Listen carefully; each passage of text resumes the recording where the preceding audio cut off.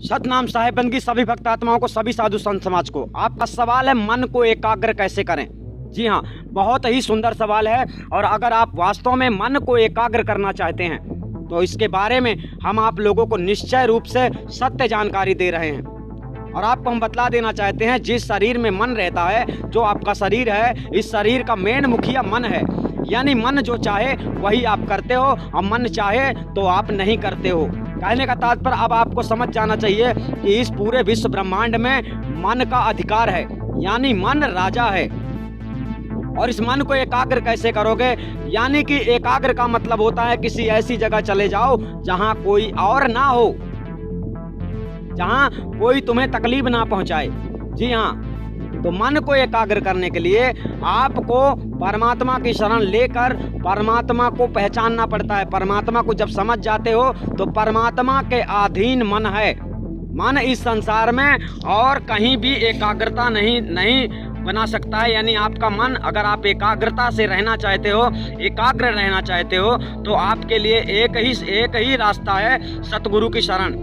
वो भी आपको आदि अनादि मुक्ति पंथ में जाना होता है, जहाँ पर आपको एकाग्रता रहने वाला वो स्थान, वो महाचेतन सतपुरुष परमात्मा का नाम मिल जाता है, जिस नाम के अधीन मन हो जाता है। यानी वो उस परमात्मा को जानने के बाद अपने घमंड से चूर हो जाता है और इसके बाद में समझ लेता है कि परमात्मा तू सब कुछ है और मैं कुछ भी नहीं हूँ, और उसी जगह में वो स्थायी रूप से बैठ जाता है। ऐसा तब होता है जब आप अपने मन की एकाग्रता को चाहते हैं।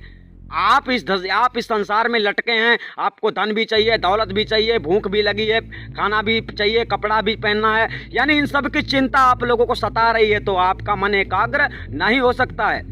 लेकिन आपका मन अगर एकाग्र करना चाहते हो, मतलब अपने मन को शांति पहुंचाना चाहते हो, तो आप लोगों के लिए एक ही रास्ता है, आदि अनादि मुक्ति पंथ में आपको गुरु भक्ति प्राप्त करना है।